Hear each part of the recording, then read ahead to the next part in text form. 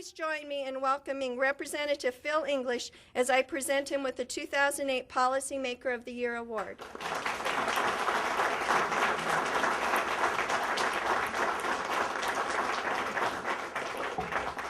Colleen, we've been called to the floor, so I'm going to keep my remarks brief.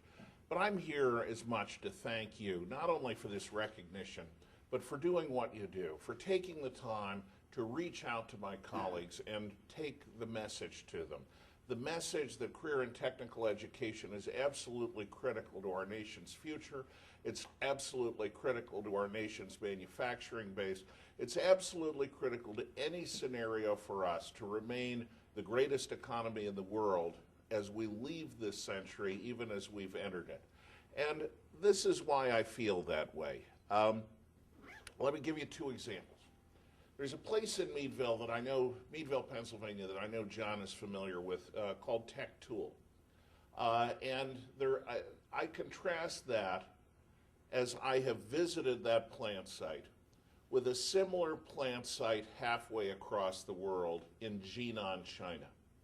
In Jinan, China, I had the privilege of touring a motorcycle plant.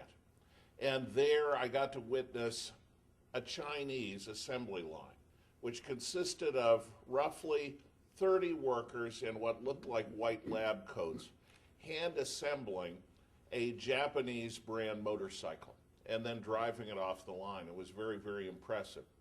But then I came back to Tech Tool and I saw an assembly line producing an incredible volume of parts. And there were 4 people manning it. 4 people manning about 10 machines. And they were moving along. The whole place seemed empty, almost tranquil. But it was an incredibly high-tech assembly line that was only possible because those workers were the most productive on earth.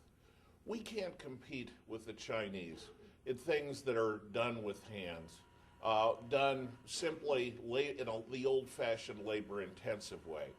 But we can compete with workers and with companies and with production lines everywhere in the world when we have capital-intensive opportunities. And by capital-intensive, I don't mean just capital-intensive in terms of investment in machines. I'm talking about also capital-intensive in terms of human capital. We need to invest in making our workers the most productive, the most skilled in the world, and allowing them to update their skills every few years throughout their career.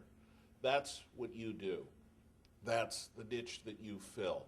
And career and technical education institutions throughout this country are making our economy competitive in the face of globalization.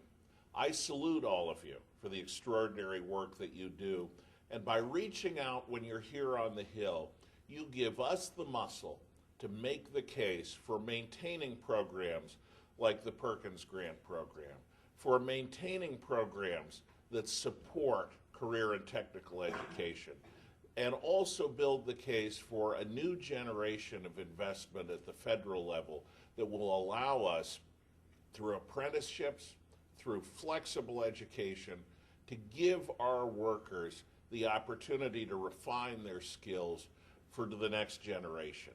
Thank you. You are on the cutting edge of the economy, and I'm proud to work with Brian Baird and with your association and with all of the members of the Career and Technical Education Caucus to make a difference here. Thank you for this award.